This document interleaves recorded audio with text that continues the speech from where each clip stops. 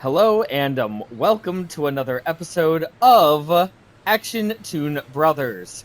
I Hell am yeah. I am the CFO today of this recording, Ben Sturgeon, and with me today I have metal enthusiast and actual owner of this entire thing, of Matthew Lewis. Hell yeah. Now, aside from that, because I didn't want to kill my voice in like the first 30 seconds, welcome back, and season 3. We're starting season 3 already. Hell yeah. We're nearing the finish. There's only 10 episodes in this season, and I think there's like 12 in the next one, and then 2 specials, and then we're already over halfway done. Yeah. Well, about halfway. I was gonna done, if you count the specials and stuff. I was gonna this season now though is also double like normal length episodes, not 10-minute episodes anymore. Correct. I think this is the only season that does that, though. I don't remember about the fourth season. But yeah, I'm not sure. So they're short. We have only 10 episodes, but they are like normal sized episodes. And of course, like always, we're gonna cover some fun things.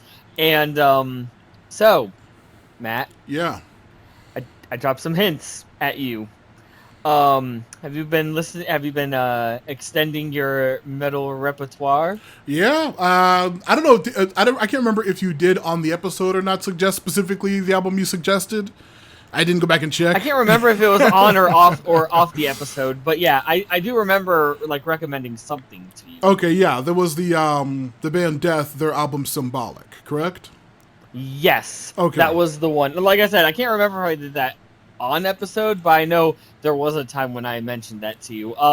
Did you get to listen to it? I didn't get to listen to the full album. I listened to how many songs are on the full thing? I didn't get a chance to. On the full album, there are. It's actually a shorter album. Yeah, it's only a 9-song album. Okay, It's like barely under 51 minutes. Okay, so yeah, then I listened to 4 of the 9 songs, so a little under half I listened to.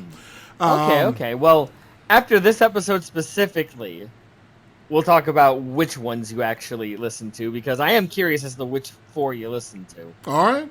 Yeah, and also I do have opinions on the music, but also I did, besides that band, since I didn't remember if you recommended it or not until recently, I would say that I did listen to a couple of other bands. Did you want to wait till we get further in the episode to talk about them, or do you want me to talk about them at the top of the thing? Oh, yeah, well, you know what? You said you've listened to a couple other ones, right? Yeah. Mainly 2 other bands. One of them. Well, 2 other. You said 2 other bands. Yeah, we use it for the episode. Well then, yeah. I was gonna say we'll do at the end of each episode. That's what we'll do. All right, sure. But yeah, so the first 2 seasons of this have been abso-friggin-redonkulous. I mean, we had the end, like we had up to the first season where it's like all ominous. You know, there's a Metalocalypse gonna happen, and then it's like we topped it off with like Mordhaus getting attacked by the Revengeancers, Salacia still being cryptic as always. Yeah. And yeah, just big death happened in the last episode, didn't it? Yeah, the Metal Masked Assassin. I don't think they thought that he was dead at the end of the season. Attacked Charles, Offdenson. But did they think he was dead, or did they think he was just like? Oh no, they knew he was in the hospital because there's a scene in this episode, so they knew he didn't die. Well, it's a funny story. We'll get to that because there is a big important thing you missed at the very beginning of this episode, which we'll get to. Yeah. But, so season 3 episodes 1, 2, and 3. Actually, you know what, Matt? What do you think about the music industry, though? What, as a whole? I know it's one of the most corrupt media things that there is. It's true. So, but yeah, because I mean, let's be honest. Every single one of these has a theme, and I like asking before. I know we can go into detail afterwards, but it's just like, I'm bad at segues. You know this. Everyone knows this. I'm really bad at segues. Well, anyway, let's. I was gonna say before we get into, I was gonna say the theme of this like whole batch is pretty much like a minor underlying theme is Murderface is like the shittiest member of the band, personality. Yeah. this whole arc. Yeah, like, all 3 like episodes. season 3, Murderface sucks. Yeah.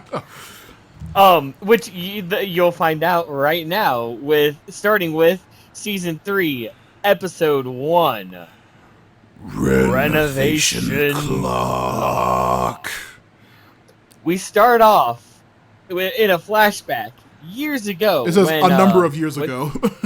Yep, literally a number of years ago at Crystal Mountain Records. Mm-hmm. And we see that, Charles Offdenson is standing there with a young Squizgar, a young Murderface, a young Nathan Explosion, a young Pickles, and a mysterious fifth character we don't know the name of. Yeah, who they never addressed in this little bit. Yeah, just someone who's different. And we see the owner, Roy I always fuck up this name. Cornickelson. Yeah, I think. Cornickelson. Yeah, that is it. Yeah, Roy Cornickelson is the band signs a contract and he and Charles are shaking hands like, yes, this band is gonna be really great. And Charles is like, yep, we're gonna make a lot of money. Then all of a sudden a douchebag walks in. Yeah. Like, we're talking short hair. I'm surprised he didn't have frosted tips. And he walks in with the fucking nasally ass like, Dad, your stupid slut of a receptionist told you, told me you couldn't be bothered. So I told her to shut the fuck up, and I slapped her. And of course, Roy's just like, this is my son Damien. Damien, this is a private meeting. And Damien's like, dude, you don't know what the fuck you're doing, so I don't give a shit. I'm gonna be taking this company. You'll let anyone in. Looks at Nathan. Look at this long-haired monkey. What music do you play? And then Nathan just death metal punches him right in the fucking jaw. Yeah. And as Damien goes to punch him back, Charles stops him easily, mind you. It's just like, okay, I think we all need to cool down. And Damien glares and he's like, you'll all be sorry, you son of a bitch, I'll never forget you. And then he leaves. And then we get this awkward scene in the elevator where the band and Charles are just standing in it. And Nathan's just like, okay, yeah, I'm sorry. And Charles is like, what have I told you about what you need to do? What have I told you every time before a meeting? What was it, Matt? What, you guys need to pay attention to this stuff? Well, what was the thing Charles tells him to do before every meeting? Oh, don't punch people, yeah. Don't hit anybody. Try not to punch people, yes. Yeah. And Murderface is like, but these meetings suck. This is all boring shit. Charles is like, well, I'm going to need you guys to pay attention to all of this legal stuff, because what if I'm not around anymore? And then we get an echo of him saying that line over and over as we get a flash to what happened recently. Yeah, a with montage the attack of the events at the end of the Revengeancers. last season, yeah. And Charles literally lying on the ground, and all we see is, rest in peace, Charles Offdenson. So yeah, he's dead. I thought that they've... we'll get to it later. Yeah. Yeah, so he's dead. Yeah. But that's when the title card kicks in. Yeah. And then we... Oh, no, we don't get the intro. Yep. Yeah, no. We don't get the intro yet. It's a while till we get the intro. Oh, no, that's right. Right. We go back to the modern... It goes to the modern day where Pickles is sleeping. Yeah, wakes up to some loud renovation noises, and he throws up on a couple random groupies he's sleeping with. And then Nathan is just sleeping, and all of a sudden he just wakes up. He's just like, how can anyone sleep to this fucking noise? Blast death metal. There we go. That's better.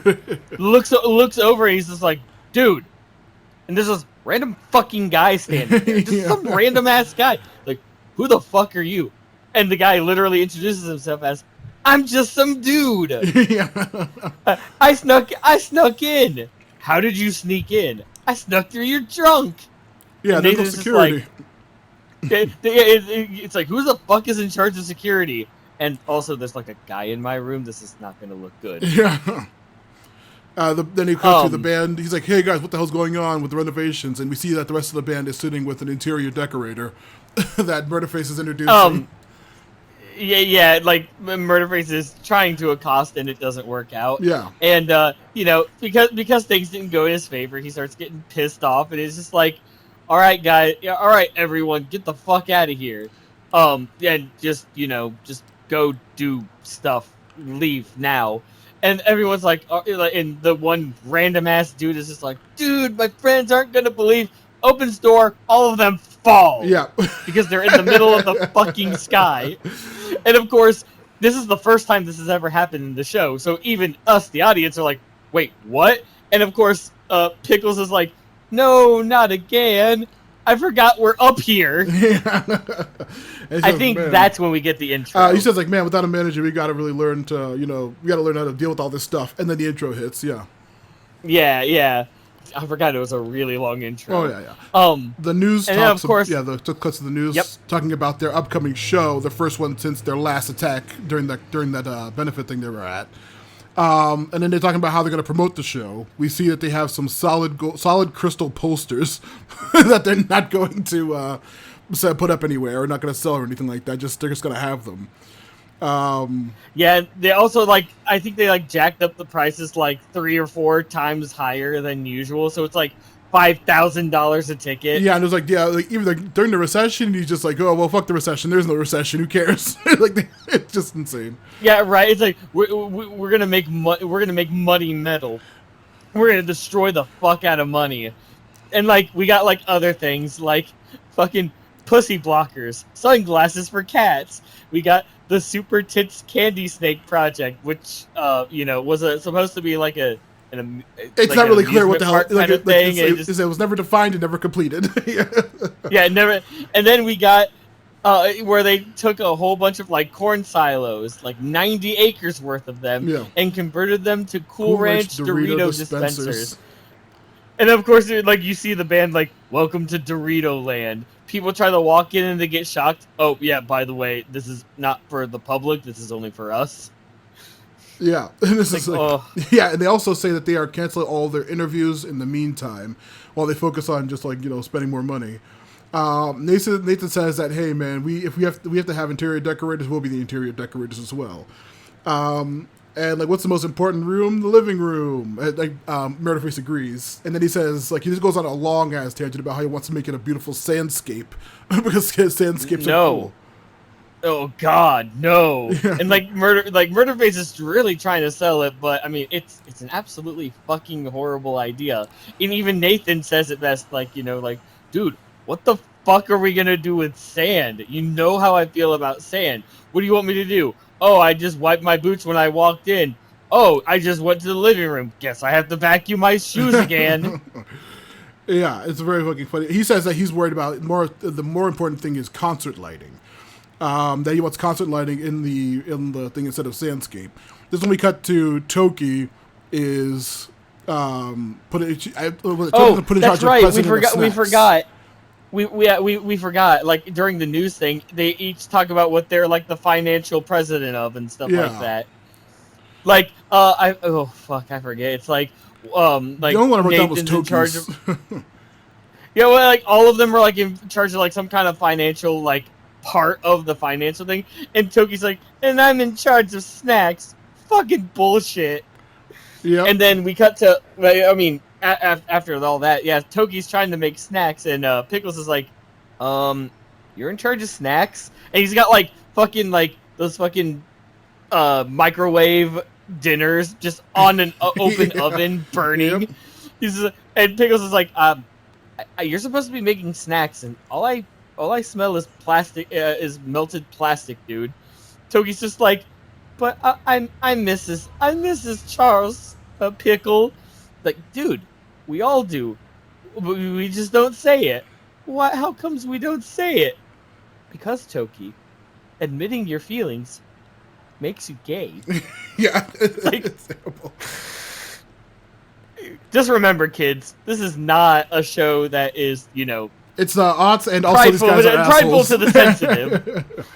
Yeah, and it is all satirical, kids. Now that we got the warning out of the way, and so as all that's happening, they all of a sudden out of nowhere, Nathan Explosion just starts screaming, and then we find out that he's with the fucking science department, and he's working on scream activated lighting. Yep, for every room.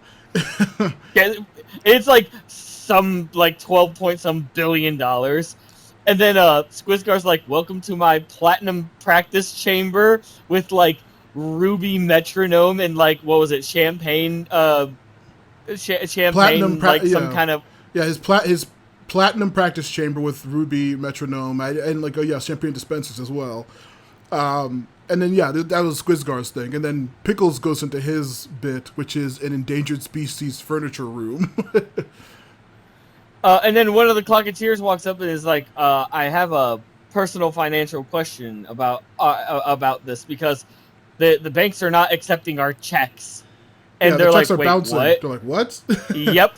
And they're like, "Wait a minute. If something's fucked up with their money, then something could be fucked up with ours." Yeah, they go Meanwhile, to we the record label financiers, and it's Damien Cork. What the hell is this?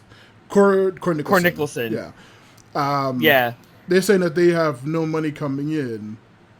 Or he's like talking. He's like having a meeting privately about the band and how much money they're wasting and how this is going to make them vulnerable, and how they'll be able to take advantage of them once they have control of their money.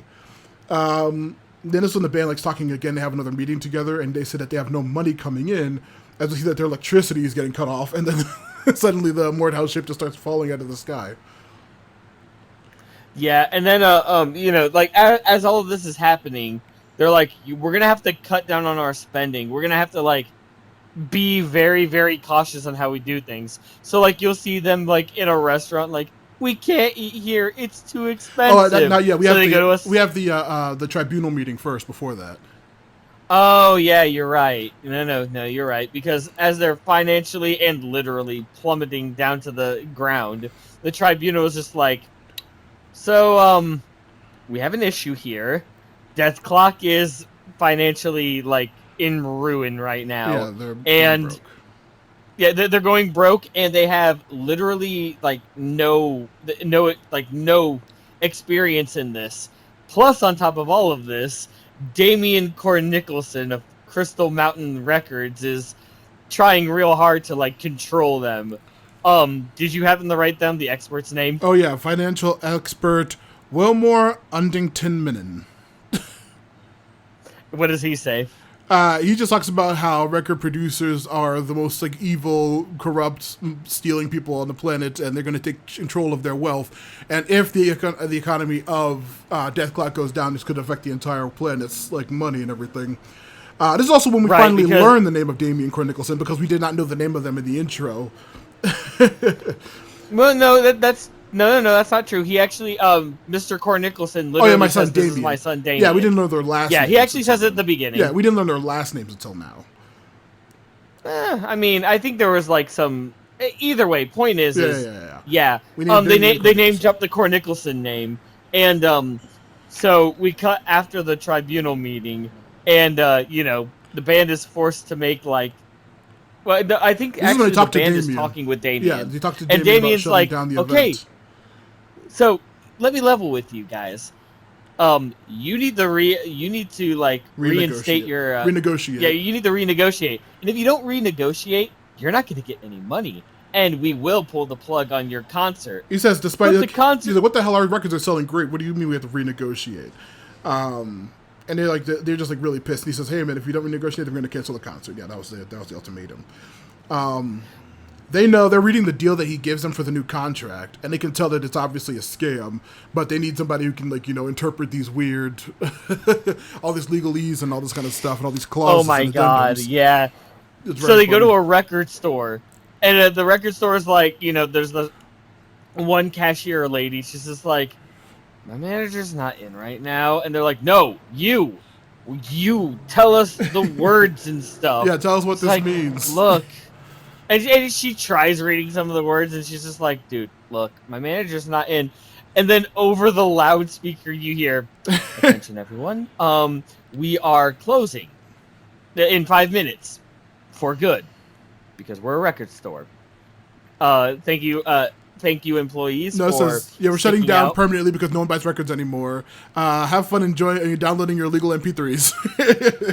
Yeah, right. And I had to laugh because It's somewhat true. Somewhat, it's But back incredibly then true. it was back then it was absolutely true. But today they are making a comeback. Yeah. Me literally holding so many vinyl records that I think I'm like carrying the entire economy of vinyl records. But then of course this is when they're like, oh no, what are we gonna do?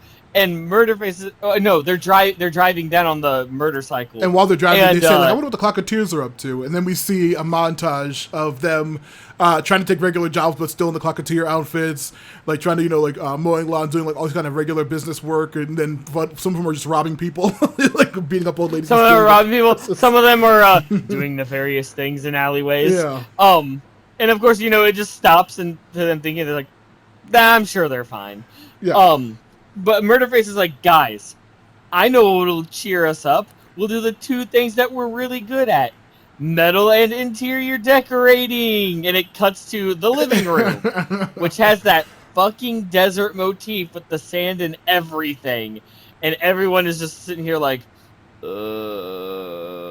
As we see, them looking at the sandscape and then all of the crazy concert lighting that Nathan put in, it's kind of just dazing them, and they're just kind of what the hell? It's like completely zoned out, hypnotized by everything going on. And then we cut to Nathan sitting at a fucking desk, like, guys, I've been crunching the numbers, and we're totally fucked right now. Yeah, we're in the red. Thanks to Murderface's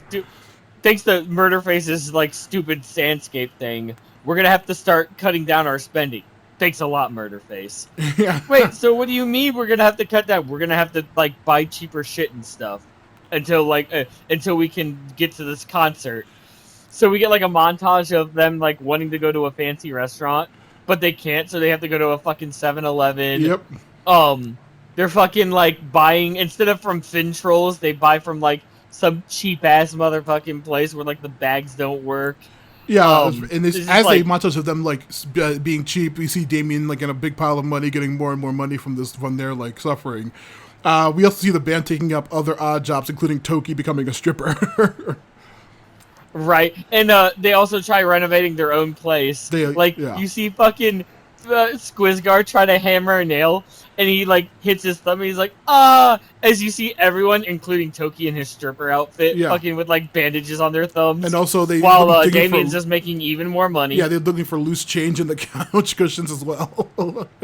Very, very funny bit. But then we finally get to they are flying to the concert. Yep. And even Nathan is like, look, we're just gonna call their bluff. We're gonna do this concert, we're gonna call their bluff, we're gonna make millions and billions of money. So guys, go and do the thing. Okay, that was a shitty pre-concert speech, but we can totally. And then Pickles is like, dude, Nathan, just stop talking. Just stop talking, man. And then we get to see fucking laser light show thing with fucking synchronized swimmers with blades. I was like, they look like Hela. A bunch of synchronized swimmers who look like Hela from Thor, swimming in a big giant thing of blood. And then on the mic he says, tonight we're gonna watch money commit suicide. And that's when they perform from the third Death album, Crush the Industry. Mm-hmm. But it gets cut off because Damien fucking throws the switch on them. And they're like, what's going on? And Nathan's like, they pulled the plug. They pulled the plug on this thing. So we get to see the band standing in front of Damien and two other associates with the new contract standing in front. Mm-hmm. And it's a long drawn out scene where it's just them looking upset and Damien looking yes, excellent. So he goes over to sign. Nathan goes to sign, and through the door a silhouette of someone appears behind, with a bright light showing. And after a long drawn out thing, we see that the man who comes in to save the day is Charles Offdenson himself. Hell yeah! And as Damien goes to walk over to stop this, Nathan once again punches that fucker in the face, making him lose a tooth too and everything. And Charles is just like, you guys have a show to do. Don't worry. I'll be here when you're done. I'm going to have a little talk with these people. And then we actually get the concert where they're like destroying giant fucking like plastic balls of fucking cash. Yeah, and, they're like, just blowing them up with missiles. blowing it with missiles, lasers, and shit like that. And they actually get to do their concert and everything.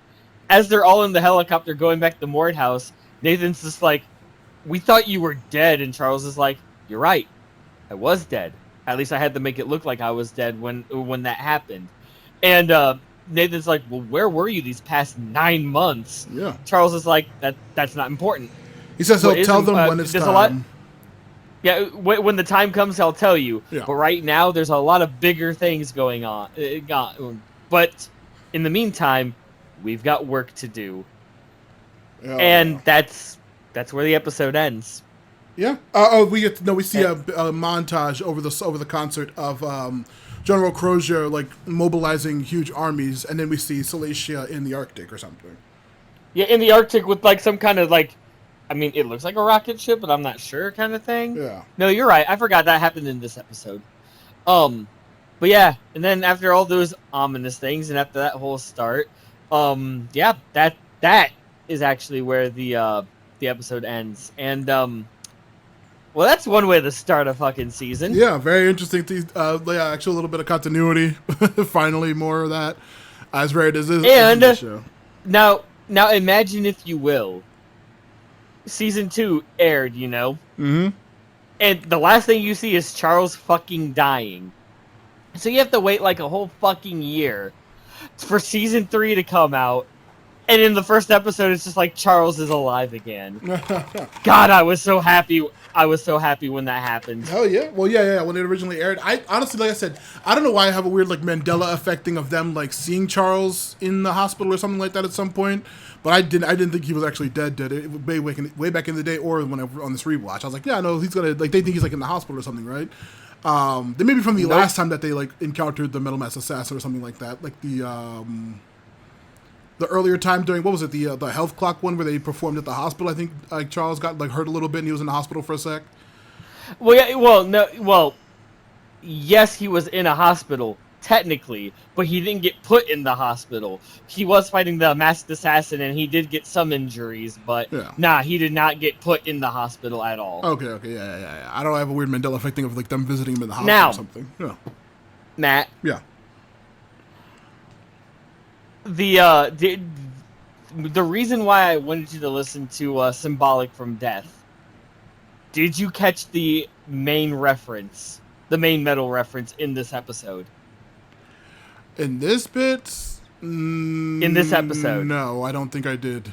Just about the industry? No, I don't think I did. Okay, so this is one of my favorite fucking Easter eggs, pretty much, because one of the songs, the 7th song on the Symbolic album, is called Crystal Mountain. Okay, that's one of the. I was gonna say spoiler. That's one of the ones I listened to. That is one of the ones you listen to. Yeah, okay, yeah. But my favorite thing about that song, since you've listened to it, is the chorus. Inside Crystal Mountain, evil takes its form. Inside Crystal Mountain, commandments are reborn. Me listening to the song, watching this episode one time in the past, and I'm just like, holy fucking shit, this is like a direct kind of like reference. Yeah, when did that album come out? Symbolic was 95. Okay. It was 1995. Oh yeah. So well before Metalocalypse was a thing, But just the fact that the creators actually went so in depth, because usually like Crystal Mountain Records or Fin Trolls or Demu Burgers, it's like mild little references, but in this one they like took an entire like song and made it the focal point of the episode, and I really fucking liked that. Yeah, that was a very fucking funny bit. Yeah, they always have like either like a random band name, like the was it the Martha Mon or wait, Amon Amarth. I can't remember which one it actually is, or which one's the Brian Posehn character. But and then like the Gojira like driving school and all that kind of stuff. Like very very funny. But yeah, very cool that they actually reference actual like specific lyrics of the song and stuff too. But yeah, like, well, it wasn't like what really made it funny was because when I would see like when I would watch on YouTube like the scene where Nathan like when Charles returns and Nathan punches him in the face, I looked down at the comment section and a bunch of comments quoted that song. So I listened to the song and then I watched the episode again and I saw Crystal Mountain Records where Damien was trying to take over. I'm just like, oh my god. This is like the biggest reference they've done so far in Metalocalypse. And when you find out that little bit, like, holy fucking shit. So you did say that you listened to a few songs, right? Yeah.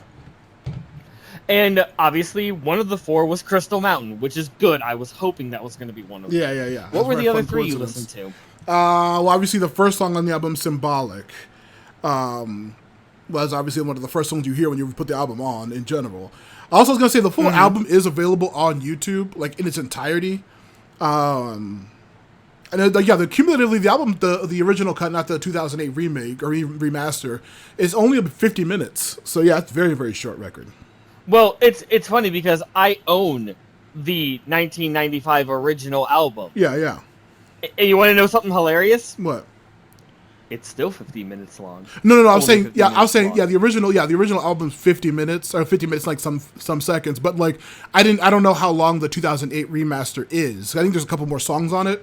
But yeah, I was saying, I was surprised at how they short might have added original... some for the remaster, but what was? Yeah, Symbolic was the first song. Songs? Second one was Sacred Serenity. Was one of the ones that I listened to. Ooh, that's a good one. Then Crystal Mountain, obviously, that's the next one I listened to. And I would say that, honestly, I didn't know how old the album was. I would say that I thought that Symbolic, Sacred Serenity, and Crystal Mountain, like, they sounded very similar to me. Not to diss the album, because like I said, I enjoyed what I listened to from it. But, like, those first 3 songs that I picked randomly, besides Crystal Mountain, probably was just some kind of weird, like, subliminal thing of remembering the episode references. They sounded like the not the lyrics, but like the actual like guitar and drums section sounded very similar to me. But then the 4th song I listened to, which is my favorite one of this whole album, was the last song, Perennial Quest.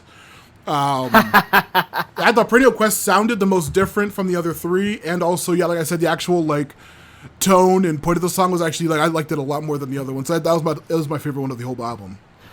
Okay, like honestly, Perennial Quest is by far my favorite in this album, and I will admit to you, there are some of the songs like that sound similar, but they still have like their little differences. It's not like Nickelback where it's like the same song over and over with lyrics. The lyrics I think were the most distinguishing thing. It was just like the actual like the meter or like the actual beat of the drum and the guitars on those first 3 I randomly picked did sound like a little bit similar to me. But one of the more interesting things about this band that I like the most are, unlike a lot of other like bands in general, where it's like they just sing about whatever the fuck they want. Each song definitely has like a message to it, to each one. Yeah, like so, it's lyrically, like they actually have like a deeper meaning and everything. I'm like, okay. That's interesting that you guys have been doing this since since the beginning kind of thing. So it was actually really refreshing just to have songs that each song actually had a meaning to it, kind of. Yeah. Like I said, I like the lyrics were different, but Perennial Quest was definitely my favorite by a mile. Oh, absolutely, I agree wholeheartedly with that. But yeah, so I mean, if you guys want, it is an older album. Like I said, it was 1995. On YouTube and on Spotify, if you have that, or probably on Pandora. I don't use Pandora, so I wouldn't know. I don't know if it's still a thing. But Pandora is still a thing, just so you know. Okay, yeah. My boss uses it. But anyway, the band is called Death, spelled exactly how you spell death. Yeah, I would say they had to be a very early band to get away with that name. Well, it was the early 90s. Yeah, I'm early saying, to mid 90s. I'm saying that even get the rights to have that name, they must have been really early in the metal scene, I'm assuming. Maybe so. But yeah, the band is Death, and the album is Symbolic. Do you know if they're still Give doing it a music? listen to. To my understanding, yes, they are Oh, actually. that's good. In fact, 30 years later. their latest album was no, I don't care about the reissues. Sorry, there's like a whole bunch of reissues. Well, hey, they're 30 years Um, ago. That I won't. I assume that they have a lot of work if they're even like making stuff up to a couple years ago. yeah, I thought. Yeah, I think their most recent album that wasn't like a reissue or anything like that was surprisingly enough in 2011. But they still do concerts and stuff like that as well. Mm-hmm. Yeah, so but yeah, they're still kicking strong. Like, what was it? Dude, like I always get like a notification where it's like, hey, here's a concert. Mm-hmm. It's these metal bands and Death. I'm like, holy shit, they're still doing things. That's funny. Especially when you think about it, because they started their entire their entire like thing. Their first album was 87. Yeah, that's like Yeah. very very So early in in the 2 metal years, scene. so in literally in 2 years they will be 40. Yeah, that's metal as hell. Fuck yeah, it is, dude. But yes. So yeah. Obviously, as you said, just show. It was just like the entire episode was, hey, the music industry, it fucking sucks, guys. Yeah. It just, Um. like just like yeah, it's a notorious thing. Like most like media industries are like run by very piece of shit corporate people, but the music industry is one of the ones that you've heard about the earliest and most like shittiest stuff about early on. I think as opposed to like the movie or TV or a game or whatever industries. Yeah. Yeah, that's true. Yeah, but let's wind it back a little bit. Yeah, we've gotten Because too we're big not for our going to talk about britches. something really heavy. Yeah, we started off with a really heavy subject. Oh no, I was saying we the got too music big industry. for our britches. The big record labels and stuff, man. Yeah, we Yeah. did. Yeah, we did. But now we're gonna go to we're gonna talk about something a little different. You'll understand when we say the title. Yeah, scale it back a little bit. Episode 2. Tributeklok. Clock. So we start off with back. The band is backing out of some kind of charity event for. Is it the mental health one Michigan, already? the Michigan Mental Health Alliance benefit. Yeah, already backing out of the thing. Well, they say they're asked why in an interview, and of course, Murderface goes on TV and tells them like, "Fuck that, we're too big to do that bullshit. Because everyone can suck our trillionaire dicks." Just Murderface being a complete asshole. And even and then I like it because after he does that, Charles it shows Charles in front of the giant TV with like riots going on and everything like that as they're watching like angry mobs and stuff like that. Actually, before that, when we see the angry mobs and stuff, we get the title card because then after that, where did I write that? Did I write that when we get the intro? I think that is when the intro has, because afterwards you watch the band watching that exact scene happen. Yeah, and Charles is like, yeah, the intro. Yeah, the guy. Charles is like the guy Murderface. who's after the Murderface suck our trillionaire dicks. Then they cut to the guy saying like, "Oh, like fucking Dethhealth, they're making fun of us and they're like, we're wasting all that money. They used to be regular guys like us, and they got too big." As the guy says, and then the intro, and then it cuts back to Charles watching that scene. The guy saying like, "They've gotten too big," and then he's like, "Hey guys." It's costing us millions of dollars. Do you realize what happens every time you do this? It's like he talks about like you gotta pay. Sometimes you gotta pay off the people. It costs millions to silence the media. We see them like track darting the people in the interview with him, and then also we gotta take care of the people who did it. So they see the guy who says that Dethhealth's gotten too big. They see them kidnapping him, torturing him, telling him to sign a waiver to say that he didn't say those things about Dethhealth, and then when he refuses, they're like, "Let it be known that the subject is not signed the contract." Belligerent. Yeah. It's like let it be shown on the record that he was belligerent. I'm just like, oh wow, okay. Record noted. And it's just like, and of course, like you see him, it's like they like put him, that same guy, like on a fucking surgical table. They like remove his face and put a new one and relocate him. And brainwash It's him. just like, this isn't my face. Okay, you don't need to know the details, but just understand Murderface. Every time you do something like this, it's an expensive and painstaking process. Yeah, and then he says, "Yeah, you guys made us look like a bunch of dumb rich assholes," and we see like them being pampered while like they're getting like manicures and getting their like, hot towels and getting like really elaborate treatment while they're talking about how they look like rich assholes. And then it says, "Hey, doing this, it would really please the fans if you started to break the contract disallowing tribute bands." And they're like, "No, we're not going to do that." And then as this is happening, Squisgar notices Toki, and he's just like, "Toki, are you wearing my pants?" And Toki's like, "No, what are you talking about? No, we don't want to. That's kind of weird, dude. I would like my pants back." And he's just like, "No, don't worry about it. But Murderface, you really fucked us over." Yeah. We cut like breaking up this like weird thing about pants and everything. So he's like, "Don't worry. We'll talk more about the tribute thing later. However, you guys gotta get on your jet to Ibiza, Spain. Ibiza. Yeah, Ibiza, Spain. Yeah, Ibiza, Spain. And as they're flying, they're like, "Wait, why are we going to Ibiza?" And Charles is like, "Well, you did a collab with Pentuplement spearmint gum." Yeah, thank you. Pentuplement gum. Pentuplement, like pentagram. Yeah, that would be so cool. That would be so awesome. I love it. It's so metal. Yeah, we're gonna make gum metal.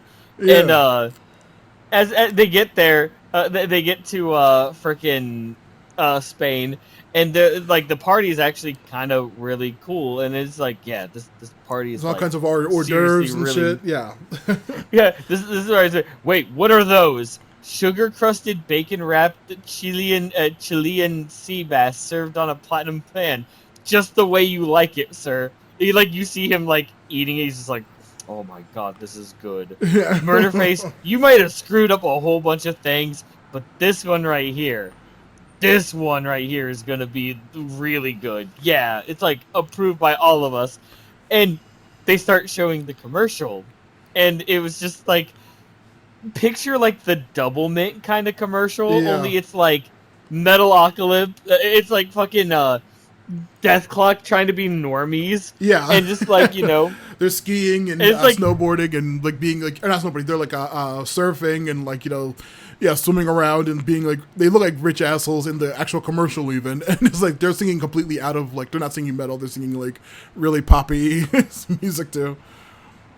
And then after that, it's just it's at the end, it's they're all horrified on their faces. Gum. And in giant bold letters, it says Dethhealth totally endorses Pentuplement gum. Yeah. They all look horrified on their faces. And then a rando kid comes up to him "Hey, isn't it an explosion?" He's like, yeah. He splashes him in the face. He's like, "Come on, you guys are being huge sellouts. You should know better." And then he walks off. You should know better. And then of course Nathan they hits Nathan hard, and he's just like, "Huh." No, they're wait, it's a European ad. It doesn't count. And then it's because it's yeah, it's Europeans. It doesn't count. I thought it doesn't count. And then Nathan's like, "Oh man, it absolutely counts." Yeah. And then as Nathan's laying in bed, he's just maybe we are sellouts. Maybe that kid was right. Maybe we are out of touch sellouts. Maybe we need to get back to our roots. And he looks over and you see a whole bunch of fucking models and stuff. He's just supermodel, who I totally just fucked. Yeah. And then the next day we see Charles talking to them again about the allowing tribute bands. And this is when we get a list of a couple of bands that want to try out and be allowed. Oh yes, here we go. First one we have from Boulder, Colorado. We have Smoothklok, which is smooth jazz versions of Dethhealth, which are no. Okay. Ladyklok, an all-female tribute band. Every one of them is no. And even Williams is being misogynistic, women can't be metal. Women are physically cannot be metal. And Toki's yeah, they can't be metal, but female Pickles looks kind of cute. Yeah. And Nathan's like, dude, that's kind of creepy. Okay. Yeah, no, she has really pretty eyes. Really nice eyes. She's got really nice eyes. Because and then we have, like, what the fuck? Yeah. Then we have like, you know, Death like Croc. other ones. Like we have Dethhealth is a Korean band. Dethhealth from Korea. Yeah, which they definitely would regret it. Barberklok. Yeah. The fucking Barberklok Quintet, and then Christ Clock. And then we get to Thunder Horse. Hell yeah. And everyone's like no, except for one squeaky yes. It's like, wait, Toki? Toki, did I just hear yes from you? Yes, we did. Moving's on now. And Pickle's like, wait, zoom in. They zoom in on like the main singer. It's like, all right, now like go a little bit to the right, and you see the fucking Squizgar like, and it's just Toki with a blonde wig. Yeah, with his actual hair sticking out from under it. Clothes. And it's just like, dude, that's totally Toki. It's like, no, it's not. It's just that's, and like Squizgar gets really pissed off. Like, that's just why my clothes are being taken. That's really fucking weird, man. Yeah, and they also say like, hey, like, when have you been in a tribute band? Like, I go every weekend. It's like, wait, I thought you were at astronaut class. Wait, are you saying astronaut class is a lie? I've been telling everyone you're going to be an astronaut. Now you're making me look like an asshole. and Toki's like, come on, guys. You should at least try to go once. And everyone's like, no. But Nathan's like, wait a minute. Getting in touch with our roots. Wait, guys, I think we really should actually go. Yeah. And so they go to watch the band perform. Did you write down the name of the club? No, I did not get the... Wait, actually, hold on a second. I think I actually did get the club. Fuck. Yeah, it's just a club called, Palominos. Yeah, Palominos. Yeah.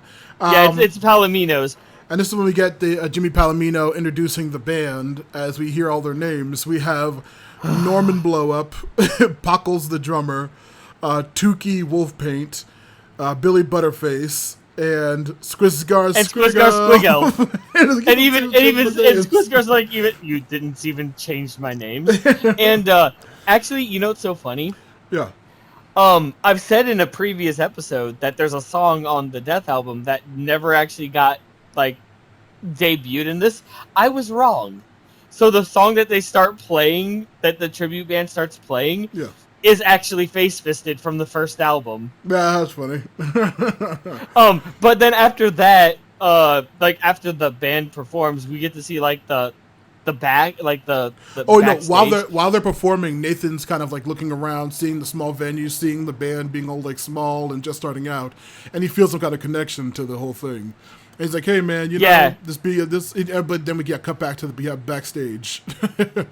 It's just like, "Hey, Toki, you totally need to let us into your band," and all of the band members are like actually on board with this. But Toki's like, "We can't just fire these guys," and they're all like, "Actually, yeah, we can. Watch this. You guys, you got like 5 seconds before the beatings happen. Get out of here. Get out of here.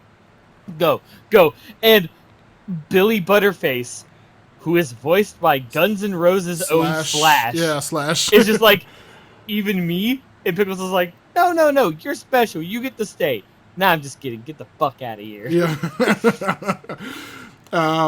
Then we see, cut to the Tribunal, talking about how this new cover band, they're saying that, like, the band's decided that they've gotten too big and they're trying to get connected back to their roots. And this could cause other celebrities to realize that how shitty they are and how like out of touch they are. And this could actually, you know, completely ruin the economy like everything else they're concerned about. And in this one they have a celebrity expert, one of the few that's never named, actually. No, they did drop his name. I just can't fucking remember. No. This guy specifically, they say the celebrity expert, no name. Oh, wow, okay. Yeah. I actually thought there was a name. Because I thought, like, the bit, because even Brendan Small came out and, like, would always make Mark Hamill, who voices read random, the senator. random shit, yeah. Like, read random and even Mark would be like, dude, I can't read this. And he'd be like, yes, you can, go on, kind of thing. I thought the joke was, I think it was because this one was actually introduced by Orloff. or Orlog instead of the senator. So maybe Michael McDowell couldn't do the weird pronunciation of the keyboard smash that Brendan Small did, so they just decided to leave him unnamed. But yeah, but the They're concerned about the specialist impact is just if people come to when a their mortal becomes a celebrity, their credibility is constantly challenged, and like they become literally like self-hating zombies and they flee. If Dethklok disappears from the public eye, the world economy is gonna fold and world relations will crumble. Because again, at this point, I think they were like named like the 12th biggest I think at the end of economy in last the season they were like world. the 5th or something. I think at the end of like one of the Yeah, last times. either way, it was like a really high world economic power, and of course, when it's like all of this, the senator's like, oh, this is the worst possible outcome. Is there anything we can do? And Father Orlog is like, for the moment, we really can't do anything. We have to just wait and see if they come to their senses. Yep. Meanwhile, we cut to Dethlock. Thunder Horse. Yeah. Who bidding their fans good night, and everyone's like, yeah, and they comment how they don't have like really top shelf liquor. They say like, hey man, this is what it's all about, man. Is... 5 sweaty guys in a tiny room together. No top shelf liquor, no widescreen TVs to throw champagne flutes at. Mr. Palomino walks in, he's like, hey guys, you did a great job. Here, have these on the house, and they're fucking tickets. And they're like, wait, what are these? Well, they're beer tickets. You don't get money, you get beer tickets. You go up to our bar, you get like our local draft, like you get like the regular draft, and just you get a beer. And they're all like, wait, what? And then they all are standing in front of the bar. It's like, dude, I'm not going up there. Pickles, go up there and do the thing. He's like, all right, fine. Pickles goes up, and like you hear the guys like, okay, what's going? And Pickles walks back and he goes, guys, it's a beer. And they're like, wait, what? You mean we could have been getting beer tickets all along? And they're like freaking out. Yeah, we never got beer tickets before. Yeah, we all got all the free booze that we could like ever drink, but like, dude, we never had beer tickets. And then like some rando guy's like, hey, this is like house party going on. I think before that they get an invite to the to a medical benefit from a female fan. Oh, right, because a lady who's like representing, the Michigan Mental Health Alliance benefit. Yeah. The one that Dethklok turned down is like, I'm here. First, Murderface was about to shoo her away, but Nathan's like, no, Dethklok wouldn't do this, but Thunderhorse can. Yes, Thunderhorse will be there. And they say, well, what about local party? It's just like, yeah, it's a some guy's party. It's like, is this going to be one of those things where it's going to be like, like not so good food and maybe like ugly chicks? Yeah, maybe so. Then yeah, we should do it. And they're all happy, like, yeah, this is it. We're getting in touch with our roots. We're doing really good here. And as they're like, commenting on things, you just hear some kind of growling sound. After they go to the party, we hear the first growl noise. Yeah, it's like, wait, what was that? Another growl happens. Guys, how long has it been since we've eaten?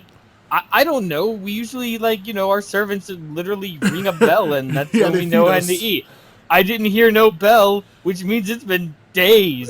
So Nathan's like, we don't have any money. We only have beer tickets. And Nathan's like, I got it. I know exactly what we need to do. And so, another one of my favorite metal references, they go to the Iced Earth Community Skating Ring. And this like fucking spaghetti lunch dinner thing. Yeah, so they can't pay you, but we can you can have some free all the spaghetti you want to eat. And they're like, oh hell yeah. And okay, so where's the loading team for our stuff? And they're like, oh, loading team. And the guy's like, no. Yeah, you gotta unload this all yourself. And everyone's just like, fucking random ass like stacking and everything like that. It's just like, okay, we did the thing, and Murderface hasn't because he's a selfish dick and he doesn't want to do things. Yeah, he's like, hey, you're gonna load yourself. Like, no, I'm just pretending to play. Like, I don't need to load all my stuff. I'll just pretend to play. Not the first time. I'm like, what did you say? He's like, oh, nothing. Yeah. Even Nathan's like, oh, you'll fake it, huh? Noted. Squints at him like, good to know. And then they start performing a song that is not actually in any of the Death albums, called Starved. And as they're performing it, Murderface is like playing like a fucking solo Yeah. as he skates over to the spaghetti because he's so damn hungry, and a lady like fucking ice skates over the cord, trips, shoot flies off, and let's just be honest, they all get fucking annihilated Yeah, and of course. murdered The in a skate hits somebody in the head. They wacky, fall into the brutal way. they fall into the spaghetti, splatter it all over the concert, electrifying the skate course, and then suddenly everyone's getting like shocked on the ice. A bunch of like kids and adults are getting like killed by the electricity in the spaghetti, and they're like, "Way to go, Murderface! You ruined the spaghetti dinner." Yeah, right. And then next we cut back to Palomino's where like they're like, They said they threw yeah, another small thank gig you for money. audience. Yeah. Yeah, like thank you audience. Good night. And you see one guy, the guy who invited them to the party, is still there. He's like, is the only one there. He's like, wow, this is the smallest audience we've ever performed for. And that guy's like, maybe you forgot the flyer. It's like, wait, what? Murderface is like, am I from a different planet? What is flyering? And Nathan's like, where you take papers with our information and stuff, and we pass them out everywhere. And just as they're standing in like a fucking print shop or something, we get the Dethclock the Dethclock minute, where the guy's like, well, Pentuplement Gum has been attacked by angry Dethclock fans for exploiting the band. Yeah. Dethclock, it's like things are really crazy, and also, where are they? Where have they gone? Meanwhile, at the Michigan Mental Health event, Thunder Horse is going to be performing there. Who cares? Who gives a shit? It's not Dethclock. Yeah, exactly. We cut to the band still starving as they're going to some kind of copy shop to make flyers for the performance at the mental health event. And there's one of the weird managers like being a weird dick to them. He's just like, "Oh wow, you guys are being like, are your little bands performing? That's so awesome! You making flyers, man. Someday you're gonna be real big. That's what the world needs. Another metal band, huh?" And he's just like, "If we weren't starving to death, I'd kill you right now." I would beat you right now over here right now. And as they're standing on the streets with the flyers, he's like, "All right, we need to like why are we so hungry?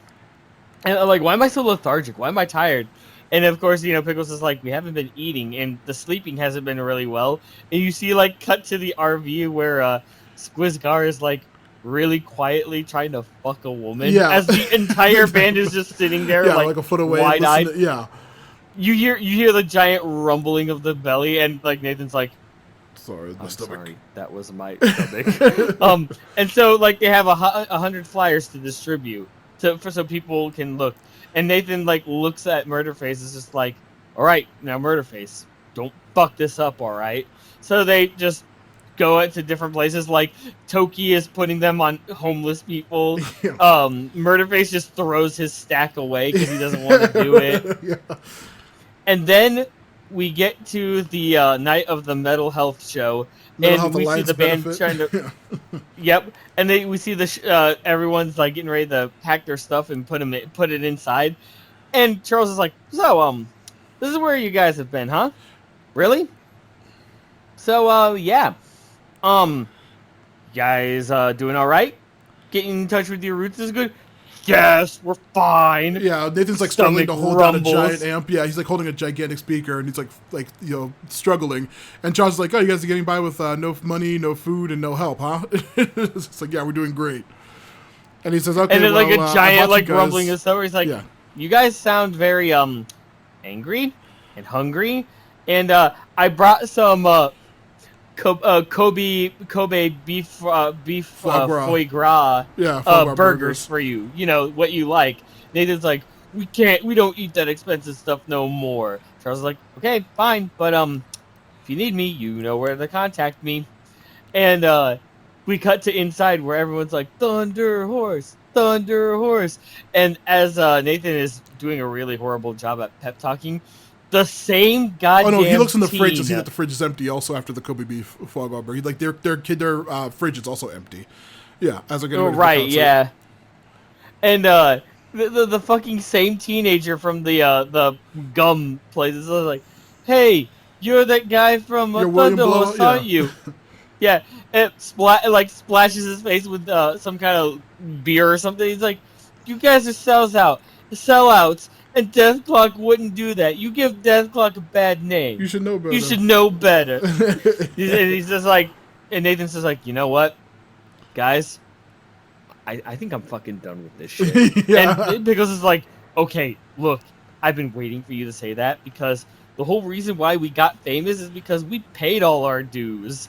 Yeah. And, and So, Toki's is like, I I didn't. didn't. Yeah. And as they're leaving, Toki's like, we got to tell them that we're not doing it no more.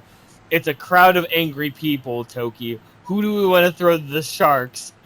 You see fucking Murderface just like, all right, so Thunder Horse isn't going to be performing.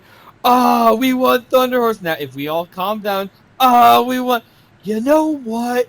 Pulls down his pants. You can all suck. I'm William fucking Murderface, and you all can suck my millionaire dick. And they all like go to attack him, and Nathan's just like, come get us in our helicopter thing now, please. Yeah. And they all like get on except for Murderface, who's getting chased by a freaking mob. Yeah. They lower a ladder, and Murderface grabs onto it and like flips off the fucking crowd, like ha ha, like ha ha. And as it's flying up, the ladder falls, and he starts slowly falling into a mass of angry people. And that's where the episode ends. Yep, the episode ends there. Very funny bit. Oh, wow. So, Matt, Yeah. tribute bands.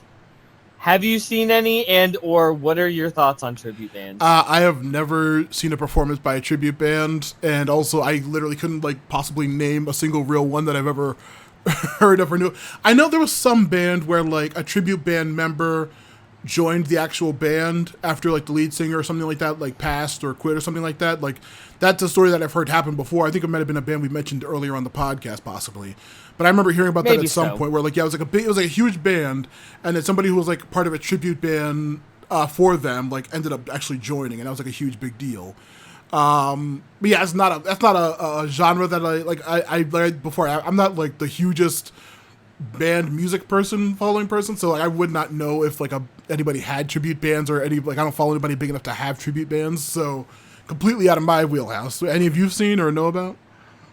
Oh no, absolutely not, and that was my point. Like, I don't think anyone has like.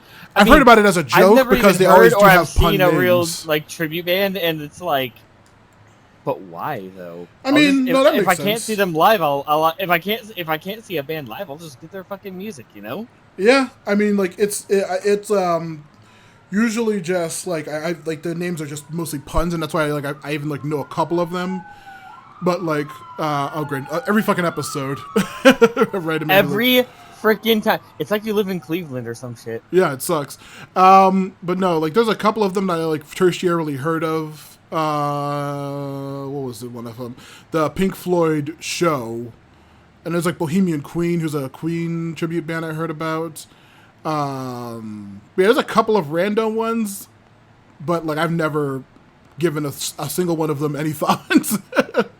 I mean, fair enough. Like I said, you knew more than I did. Yeah, but no, like yeah, just conceptually, I think I get it. It's like if you're a huge fan of the band, but then why don't you just just like if you do that. But also, I know that like a lot of tribute bands get like just like LPs and other stuff that I do follow.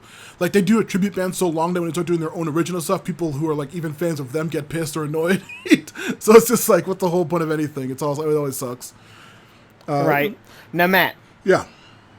You told me that you listened to like 2 other bands aside from Death, right? Mm-hmm. What is one of those 2 other ones? All right. Well, this one actually has a little bit of a reference to this little episode with what was it? Lady Clock was the female band. Randomly on my YouTube or on my I don't know if it was Reddit or YouTube, but like given my feed of looking up metal stuff and promoting the podcast and stuff, I randomly got a video for this. It was the band Hand of Juno. Hand of Juno. Huh? Yeah, do you know that band? Do you know that group? I've heard that one by name, Okay. actually. There was a random video I saw of like this muscle lady playing the guitar for this band. And then like I saw like the whole band, like most of the band, or the main three members I know, are all female, and they are going really really fucking hard at this like this live concert. They are incredibly chaotic, and like they do like they like switch between like, you know, regular singing and like some really really good like fucking metal. I listened to a couple of their songs. The main live performance that you see most often is the one, was it Pauline, or Pole Line is one word. That's a live concert that I saw and the clip from.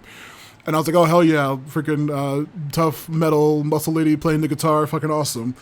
The other song I heard of theirs is Psychotic Banana, which is a really fucking, the music feels very like aughts seeming like silly and goofy, but the actual song is fucking, again, really, really good metal song.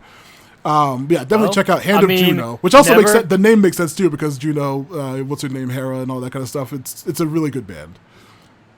Never let it be said that, you know, they're not a metal band. I'm sorry, what was the other song you heard? Psychotic Banana? Yep, Psychotic Banana. I mean, you know what?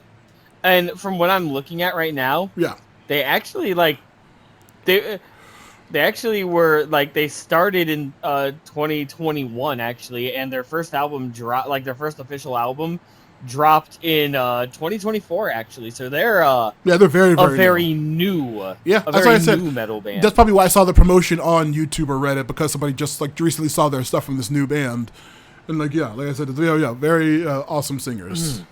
I am slightly hesitant. I will give them a try, however, because I have Spotify up in the background for those of you who don't know. That's how I know a lot of this stuff. But I'm reading that it's a darker wave of metal infused with electronic / techno influences, Well, you know me, I love noises, techno, and apocalyptic atmosphere. See, that's what he said. The top comment on the Pole Line music video is like, this shit is fucking way too chaotic. And I was just like, hell yeah. That's my sound. So I'm hesitant because of the techno, but at the same time, I definitely need. Congratulations, you got me to want to listen to something. Hell yeah. Yeah, like I said, I just saw like a video clip and I listened to the music, and I thought, let me listen to a couple of their songs, and I'm like, you know what, I like this. It's very, very cool.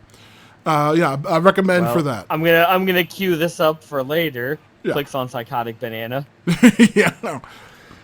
Yeah, they're very silly. But yeah, they're also very cool. Well, yeah, congratulations. You found a band that I didn't hear of. But then again, they're also a very new one, too. Very, very, very new. Nothing wrong with. Of course, yeah, very new. Yeah, there's nothing wrong with that. Follow your dreams. And, yeah. And, look, I'm as bad as giving motivational speeches as Nathan Explosion. Yeah, these last 2 episodes. But we're nearing the finish, boys and girls, and those who don't have a gender, or those that are any gender, because now we've got a very interesting episode coming up. Yeah. Episode 3 of season 3, Dethhealth. So we start off at where the band is performing at the Sphinx of Giza. Yep. Where they're promoting the neutering of pets, like castration, just neutering only, like just doing the getting the balls off. They say balls make more pets, so let's get the ball. Well, no, actually, one of my favorite ones is he's like, you know how dogs have balls? Well, we just found out cats have balls too. Yeah. Balls make more pets. So yeah, so they were like neutering pets. And he's like, let the ball cutting commence. Yeah. And we get the performance from the third Death album again. Mm-hmm. I ejaculate fire. Yeah. Yes. And by the way, just so you know, on the third Death album, I Ejaculate Fire is the first song that plays. Hell yeah.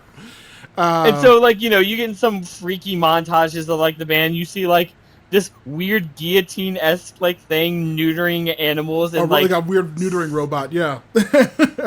like, just, like, extracting the balls to like a giant like globe, and as all of this is happening, like something goes absolutely wrong, and everyone dies in like Oh, come on, you have to be chaos. And specific. A random cat, like, jumps out of the owner's hands, jumps on top of the buttons on the thing, blows up a bunch of stuff. The machine starts going crazy, grabs a guy and cuts his balls off. And, like, all the pets are going crazy, killing people, getting crushed by stuff. It's just a huge, classic massacre. While like the animals are knocking over the giant concert shit, we see that one of their giant stage pieces falls into the Giza Sphinx and knocks its head off, causing it to roll through the and it audience. starts literally rolling around. But as all of this craziness is happening, Toki saves an unintended cat from the rubble. Yep. And after everything is done, everyone dies. By the way, we're in season 3, and everyone fucking died in a chaotic way. Nathan Explosion, for the first time ever, looks and says, "Whoa, we almost died." Cut to the intro. Yep. Oh my god. Sorry, side comment. Yeah. We are 42 episodes into the entirety of Metalocalypse, right? Mm-hmm. And he just now figured out that he almost died? Yeah. Also, this might be the other thing equivalent would be the episode where he went back to the Death Education or whatever episode where he went back to school after having a dream about the band dying. Yeah, right. Yeah. But like, also because of the recent concert, the recent attack from the Revengers and shit. I guess this is why this so funny bit happens. So, back at Mort House, the band meets up with Offdenson, and they want to discuss, like, how they almost died, and they want to do better with their. Nathan says like, we to the can't point where, die, dude. Yeah, well, yeah, it's like Murderface is it's like, dude, stop saying the word death or die, all right? Say something more positive, like hamburger time. Who suggests hamburger? Is it Pickles or Toki? It was Murderface. Murderface suggested hamburger time, and for the first time ever, Nathan was just like, you know what? Yeah. Use hamburger time. It was Murderface's idea. Yeah. They say, often says, hey, well, if you guys want to be healthy, you can go to the doctor and get checkups. And Nathan, you're well overdue for a dentist visit. And you're like, no, I don't want to do that.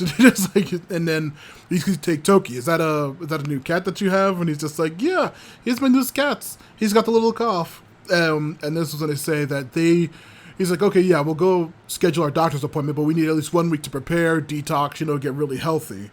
And Charles is like, all right, well, you have 1 week, or you have the weekend, go crazy, get healthy, and prepare for the doctor visit.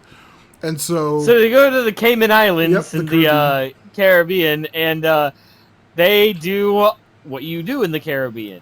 You get drunk, you get high, you do stupid shit. Yeah, they have sex with a bunch of random people, they get fucked up. And then they get back, and Charles is just like, well, judging from everything that how you guys look, you got wasted, you got high, and now you're back and you're dealing with the consequences. Yep. Now you guys have to do a urine test. Right. Yeah, it's like the doctor's like, we need to do a urine test, and like Nathan's like, dude, that's fucking disgusting. What are you gonna do with our urine? But as as that's happening, fucking the band is talking like, dude, why do they need our urine? This is disgusting. And Nathan also says that he's afraid to go to the dentist. Yeah, he describes why he's afraid to go to the dentist. Oh yeah, they talk about the dentist because they talk about how apparently like dentists have like the highest suicide rate. Yep. When the guy who just wants to kill himself fucking around in your mouth, dude, and then Murderface is a dumb bit where he's just like, yeah, doctors are even worse. You know what they do? They knock you out and then they play with your dick. Well, yeah, like, because he was against the whole thing, because it's like, why do I need to pull down my pants? I mean, like, seriously, it's like, oh, you have a hernia? Well, let me check your balls. And it's just like, Nathan's just like, yeah, I don't think I want anesthesia. And of course, Murderface is like, yeah, because then you'll be knocked out. They'll be playing with your balls. I'm just like, dude, Murderface, shut up. But then Pickles has the best idea ever. Oh, that was Toki. No, Pickles does. Because he's like, guys, we gotta make sure that Oh, no, we Toki's idea was, why don't you have your, like, you can test something cool to clean your teeth, like a woman's boob. And they're just oh like, yeah, yeah, like okay. tits is like, you know what, Toki, you have some really bad ideas, but that's actually $1 million one. Yeah. Clean your teeth with tits. Yeah. And then Pickles is like, guys, so we gotta try to fool these guys and thinking we're healthy for their urine tests, right? And I know exactly how we can do it. Pulls up a bottle of bleach, and he's like, bleach. Here, Murderface, drink this. And Squizgar's like, okay, maybe this is Dumb's idea, but why don't we just put bleach in our urines? And in the most offended, like he was offended way, Pickles is just, no, drink the bleach. And then one of my all-time favorite Nathan explosion quotes happens. Nathan looks at Squizgar and is like, bleach is healthy. It's mostly water, and we are mostly water. Therefore, we are bleach. Kids, I know I don't have to say it, but don't drink bleach. Yeah, no, it's incredibly poisonous. Don't be like this, man. Please just don't drink bleach. Now that we've gotten our other, please don't out of the way, Murderface starts drinking the bleach, and as what usually happens when you drink bleach, he vomits it up. Yep, and then of course, profusely. and he's like, that was horrible. Okay, who's next? And Nathan's like, my turn. And he just chugs it, and instead of vomiting it up, you see him get like some kind of weird fucking like fever dream of like him walking in the woods, him seeing like, him eating a donut, seeing like some weird like naked siren looking lady, and he starts like making out with her, but then like everything turns to shit with like disgusting teeth and shit, and like his bottom jaw like drops and everything, and like the fucking siren like goes like Demogorgon open mouth, like tries to eat him, and then he wakes up from it. It's like, dude, what the fuck, man? Yeah. And then they cut to him going to the dentist, kind of standing in the doorway, not entering the room. The dentist is all like, hey, come in. And he's like, no, I think I'll stay right here. And it is like, okay, yeah, no one wants to be around me. And he's just like being really depressed, and it's horrible. Yeah, Nathan's like, okay, well, we're going to fix your teeth. And he's just like, I don't know about this. And that's when we see the rest of the band goes to the doctors. They get all these kind of like injections and tests. And we see like an old lady trying to take their blood and just stabbing them a bunch of times in the arm. It's just like a whole bunch of rigorous health tests to try to check the band's health. And then we see Murderface's exam, which is he specifically is at a urologist. It's actually stupid. He's just like, okay, don't think about it. So as the urologist is like, he did the drop pants thing, right? Yeah. And Murderface, all he can think about is, don't think about the doctor jerking you off. Don't think about the doctor jerking you off. Wait a minute. Just picture if it's a really hot woman, really beautiful woman and everything. And the doctor's like, hey, you need to calm down. Yeah. And like Murderface keeps imagining these hot women and stuff, and comes on the doctor's face. Yep. He's like, oh no, and he's like punching his dick. He's like, oh, stupid gay dick. He's like punching his dick, and the doctor's just like, all right, well, we'll get the results later. Just leave. and then like you see Murderface like in the shower, just like, yeah. And so Offdenson comes back, and he's just like, so everyone, we got your test. Don't worry about the test results. Everything's gonna be fine. And like everyone's like, yeah. Like, why would we be worried? The urologist walks in, and he's like, all right, I got the test results back. Pickles, you're dying. Yep. And this is when he's like freaks out as we see the news talking about Pickles is dying from an incredibly rare illness. Then we see the tribunal. Oh yeah, we go to the tribunal, and the senator's like, so apparently Pickles is dying from a rare disease, and Orlog is like, yes, and unfortunately we don't have the means of curing it. Here we have the celebrity death specialist, Dr. Ninmiltrid Milton Dryden. Yep. Yes, I hate reading those names. That's why I have Matt do it all the time. But I actually wrote this one down because, god damn it, I wanted to try at least once. They're fun. And then, of course, he's, like, talking about how, like, he's not actually dead yet.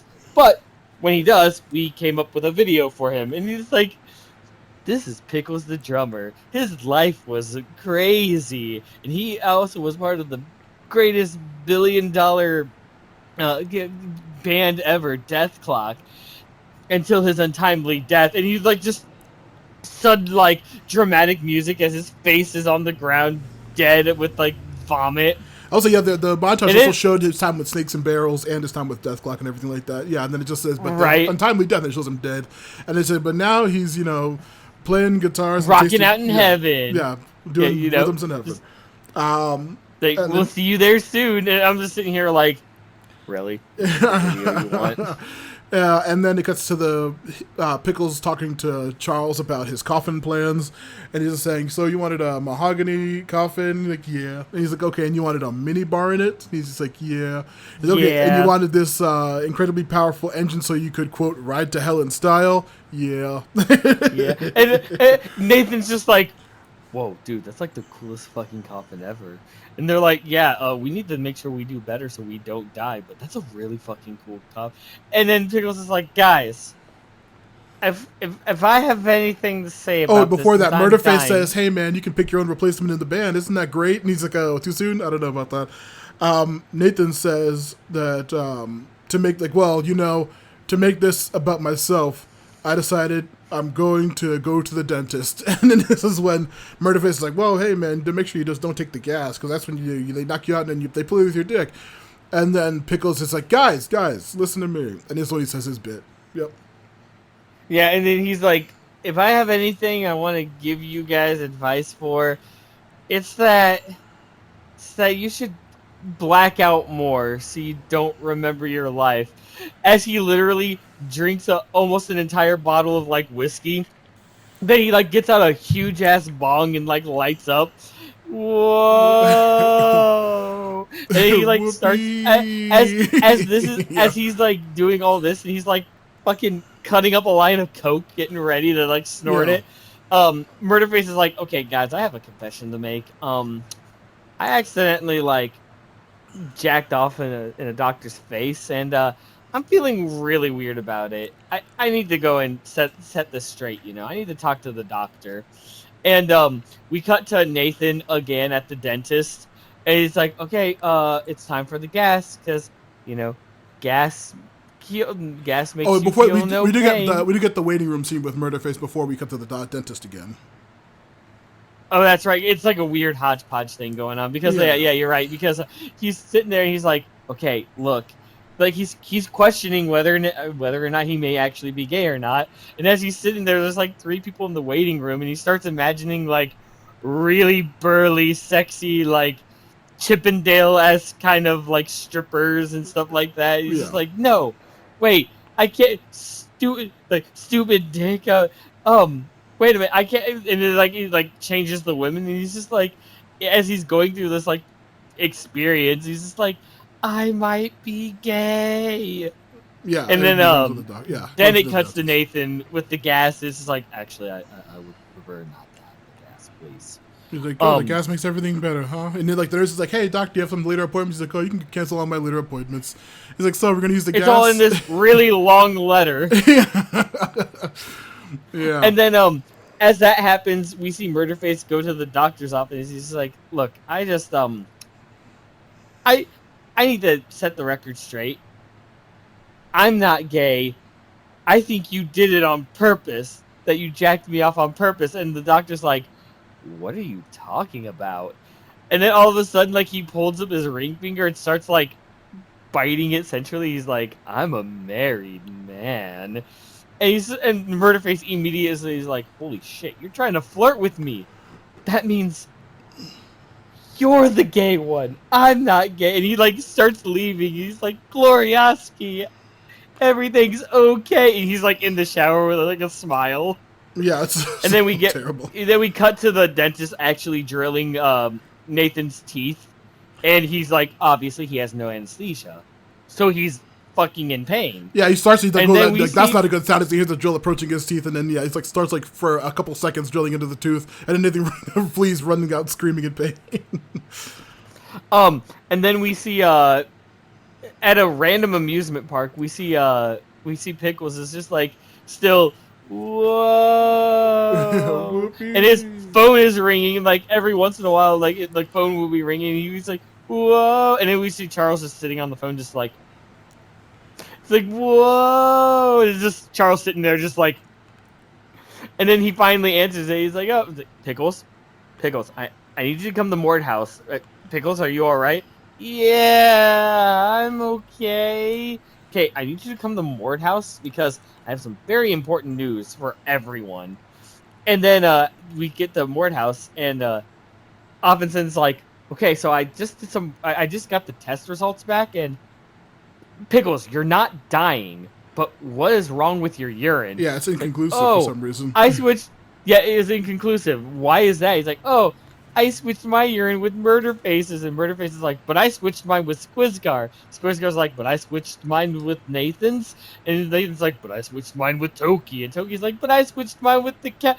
All of a sudden, it hands to the cat, and the cat is like Yeah. actually passed away. Yeah. Oh no, Like, my oh best no. friend. You made me so happy. And then he faints. Yeah. And And there's then we get the another best Toki non-Dethklok Wartooth. song in the show. Yes, actually, I agree with you Yeah. because we get a Toki Wartooth musical number. The song is not in any Dethklok album for obvious reasons, Mhm. and it's literally titled Hamburger Time. Yeah. Like Yeah. we see Toki like singing about how the cat made him the happiest in the world, and how I love everything was the really ways neat. Your first felt on my face. You makes me happy. This song was played so much on promos and like randomly on Cartoon Network ads and stuff that I like literally know the entire song like word for word. So, and he goes through like the whole band. Pickles saying like he's not gonna die and he's happy about that. So he can drink and get high. No more hamburger time. And then Nathan singing about the Nathan's dentist like bits, talking about how then I he's got like buddies with anesthetized, the and my dentist and friend is everything. fine, yeah. And then Murder Face, But I jacked off his doctor's face. the best part of the song is just out of nowhere, Murderface and Squizgar, just like Murderface is like thinking about how he jacked off on a doctor's face, and like even Squizgar's like, yeah, he jacked off on a doctor's, and then it's just like they, after this weird sequence, the cat's body gets put into a mini sarcophagus, which then gets put into a bigger sarcophagus, which then gets put in a bigger sarcophagus, which then gets put into an even bigger sarcophagus. Oh yeah. And it gets dropped off right beside the Sphinx, which this thing is like 4 times bigger than Yeah, the somehow Sphinx. it's massive. And as they're leaving, it's just like, oh, they're just like waving, like Toki's waving goodbye. The fucking giant cat sarcophagus immediately falls on the Sphinx. Yeah, crushes it. And then we see Nathan on a hunting trip with the dentist, his new dentist friend. He's like, okay, I gotta tell you, this is like the coolest hunting trip ever. And the dentist is like, yeah, hey, watch this. Literally, Kurt Cobain's himself. Yeah. And he blows his brains out. And then like the song plays again. He blew his brains out. He blew his brains in. But yeah, but that's where it ends. Yep, that is where the episode ends. Funny. Well, some of the best and the worst. Like the hamburger time bit and all that kind of stuff is very, very funny. The murder face stuff is absolutely terrible. It's just the whole bit is it's a very memorable episode, and I would say it's probably one of the most memorable episodes of the show for me. This episode really sticks out for some reason. It's a really it takes you on a trip. Yeah. Especially when you have the best scene, when Dethklok drinks bleach. Yeah, that's hilarious. But yeah, very fun episode to end the bit on. And of course, I had to actually look this one up, by the way. Mm-hmm. There were two references to metal, right? Mm-hmm. One of them was the hospital known as Saint Necrophagist Hospital, which is actually, there's a technical death band called Necrophagist. So I'm like, I have no idea who that is. Cool, okay. But the other reference, which is not really a reference, it's just, a thing. Dr. Ninmildred Fmiltindryden Yeah. is voiced by Ace Freshley, also known as one of the members from Kiss. Hell yeah. Which one? I forget which one Ace is, dude. Oh, Actually, Ace. you know what? Ace I'm going to click on this. yeah, I'm going Ace to click on this. I was like, Ace is the one with the... Yeah. I assume Ace is the one with the Ace pinned on him. Yeah, which one's Ace? He is. Oh, okay. He's the one with like the weird like they call it the spaceman, but he was the one with like the weird like silver jaggedy around his eyes. Okay, yeah. I like how that's what Kiss has become. You just notice him for like the jaggedy like or like the face paint, which is good, which is fine. Yeah. Now, Matt. Yeah. 3rd episode's done, right? Uh-huh. Oh, nothing about spaying and neutering your pets, Ben? Always a good thing to do. Yeah. I had my 2. I work at an emergency animal hospital. I had one of the doctors I've been working with for the past 5 years. When I got my cats last year, she's the one who did the spaying for them. And I had one of my coworkers, one of the nurses, record the video of their actual neutering surgery, which was very gross and traumatic, but like it was very funny. I wasn't gonna really go that far because I am you're the guy who actually works with that, so I'm just sitting here like, I live in a house with 3 cats, 2 boys and a girl, and they better all be spayed and neutered. Yep, they better be. Yep, they all are actually. It's a very quick process. It took her probably like under a minute and a half to do it, and so the ball cutting machine is not too crazy to get done. It's very, very easy to do. But also, it just makes you fucking think about your own balls, and it's very distressing. Yeah. But yeah, please, by all means. I mean, have you ever lost a cat? Have I ever lost a cat? Yeah. Yeah, plenty actually. It can be very sad, you know.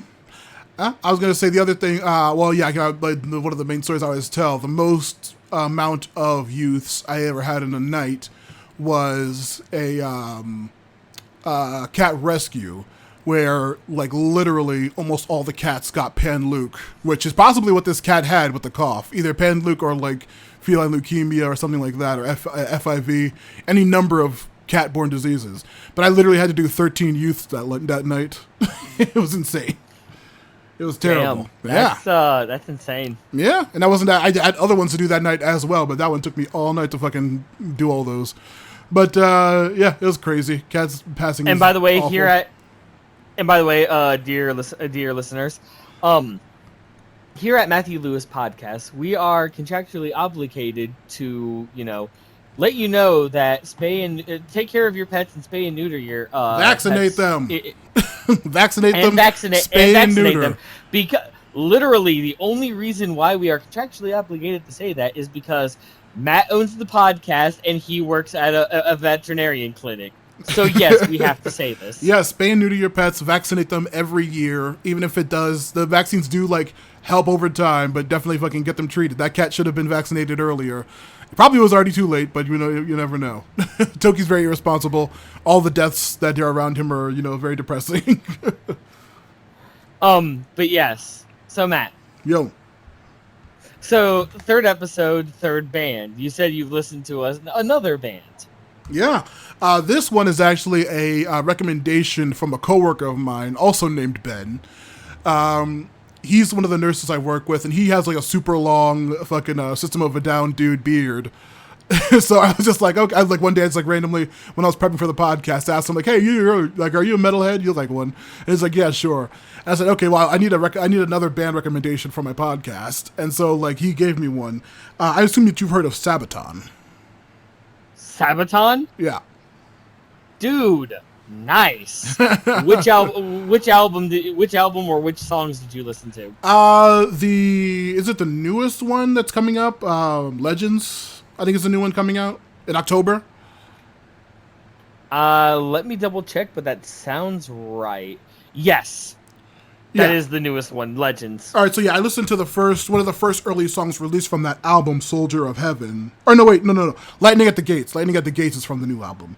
I think. And Soldier of Correct. Heaven. I was Soldier of Heaven's an literally older just song. about to be like, Soldier of Heaven is from the War to End All Wars. Yeah, no. Lightning at the Gates is the one from Legends coming up. Is what the first one I listened to. I really liked it. It was very, very good. I like how they're very fucking. I mean, they're all about specific historical battles, but whenever what the hell I just mentioned it last week, Count Dooku, fucking Darth Tyrannosaurus, Scaramanga, Christopher Lee's band. Like it feels like it's a very specific real world like events or battles and stuff, like using Charlemagne to play. But their songs are like about actual like historical battles and stuff. I found out from like the comment section and stuff, and it sounds very fantastical, fun metal. Like it sounds like fantasy stuff whenever they sing their cool ass metal songs about these old events that happened. So it's a very, very fun, dynamic, and tone. One like the War to End All Wars is a really good album. But like one of my like. I think it's a tough one, but The Unkillable Soldier is a very good one. Soldier of Heaven's a nice one too. If you're into the whole like Christmas thing, The Christmas Truce is actually a good song from theirs as well. But what was it? What is it called? I think it's called. Sorry, I'm looking at my list right now actually because I have a metal list and I have a song. It is Whoa, come on. There it is. Sorry, found it. God. The Attack of the Dead Men is a really good one too. I'll put that on my list for listen soon. But yeah. If I would recommend a certain version of these songs, Sabaton has versions that are just like the regular album, right? They're just the songs, right? Yeah. But they also have what they call air quote like the history editions, where before each song there's like a narrator lady who's like setting up like a scene for like what the song's about and stuff like that. With the Attack of the Dead Men, I highly recommend the history edition version of it because it sets the scene on what exactly they're talking about, and I fucking forget like like many of the important details. So, but it was fucking crazy. But yeah, Sabaton's a really good one. I'm actually glad that someone was able to recommend that to you. Hell yeah, very fantastic. But yeah, very fun. Glad I have probably a lot more metal to listen to for 2 episodes from now. But yeah, fun little batch of episodes. William Murderface being absolutely horrible this whole batch. I'm curious if that'll be a theme throughout the whole season.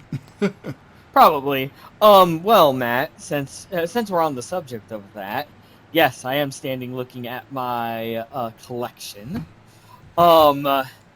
See, I'm trying to avoid ones that you might have heard. So I'm not going to recommend Avenged Sevenfold, because you probably have heard many of their songs because they're very popular. I know a couple of their stuff from the is it aughts or 90s, I think. Something like that. Yeah. The only 3 albums I have of theirs is City of Evil, their self-titled. Actually, I think I have 4 albums. Yeah, I have 4 albums. City of Evil, their self-titled, Nightmare, and Hail to the King. Okay. Albums from them. I mean, if you're going to listen to any of the albums, you listen to the entirety of their self-titled one. You'll know because it has their logo on a plain white one. That's not the one I'm going to. Fill in the gaps with your plugs. All right, well, Matthew Lewis Podcast on Patreon, Matthew Lewis Podcast on YouTube, Matthew Lewis Podcast on Twitch, Matthew Lewis Podcast on Blue Sky.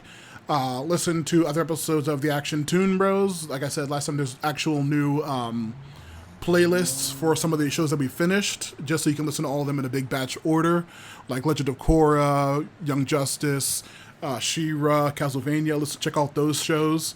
The other one I wanted to do was obviously Movie Garbage. We're having by the time this episode comes out, it should be well past. We have a very big episode coming up after a very shitty movie that I hated. So probably months from now you'll hear this. I can't even remember which one it's going to be at that point. But check out Movie Garbage. Listen to The Forgotten Minotaur King. Buy a book of The Forgotten Minotaur King. I need more book sales and more reviews. Speaking of reviews, we're on Spotify and Apple Podcasts. Make sure you go rate and review those because that's the only way that those get promotion on those platforms. And Spotify's very competitive in the podcasting, and so is Apple Podcasts. So if you have the time, don't go to the old feed that ended like mid Young Justice season 3. Go to the new feed that starts at Primal and go on to now. So yeah, rate and review on those platforms. Podcast forever. While he's looking for the recommend for me, I also have a recommend for him. Well, you're gonna start with yours because I already have my recommend ready for you. All right, perfect. The next one we're going to do, obviously, is going to be, I think it's the season finale of, the last 4 episodes of Fillmore, I believe. Okay. Yeah, should be the last 4. So, I've mentioned another really fantastic... Have you ever seen the show Twin Peaks? I've heard so much about it. Okay, so you've never actually seen the show? Correct, I have not. Okay. I don't know if it's available anywhere. I was going to recommend you the Psych spoof episode called Dual Spires. Just send that to me in DM. Yeah. I'll definitely take it because I know Psych is on Amazon. Yeah, because I don't know if Twin Peaks is, but I know that Psych is. And so, yeah, the episode Dual Spires is a parody. The other one I would have did is they have a Clue parody episode, but that's like season 7. So I'm going to recommend, season 5, episode 12, Dual Spires. If you know anything, even cultural osmosisly about Twin Peaks, you're going to enjoy this very silly little episode. So yeah, I'll send them for before the Fillmore episode with the season finale of Fillmore, which is probably going to be a long one because it's going to be 4 episodes of a very complicated mystery show. So for my recommendation for you, so you've listened to some pretty heavy metal, like some death metal. You've listened to like Sabaton, which is like I forget. I think they call it like epic metal or something, but it's still probably. like good metal. I'm gonna take you. I'm gonna pull you back to. I would consider this to be like fantasy / power metal. I want to say it's at least it's still heavy metal, but it's like it's not as heavy as like all the other stuff. So the band is called Hammerfall. Okay. And the album I want you to listen to is their 5th album called Chapter 5, Unbent, Unbowed, Unbroken. One of their strongest albums, not gonna lie. And it was like, I think I want to say like early to mid 2Ks. Okay, gotcha. Not in the 2010, not in 2010 yet. So. Okay, so yeah. But yeah, so and then like I said, I'll type that to you in DM, and you tell me the thing you want in DM as well. But yeah, crazy fucking way of starting a season, my dudes. Hell yeah. So yeah, I, as you may already know, if you are like a well-adversed listener of this show, I have no plugs, so that's why I give it to Matt every time there's plugs. But, whew, and to think we only have 2 more episodes of season 3 to record. Yeah, well, a lot left. So yeah, there's still quite a bit left. So, anyway, from us here at Action Toon Bros to you guys, be safe, have fun, spay and neuter your pets. Vaccinate your pets, and as always, keep it sleazy.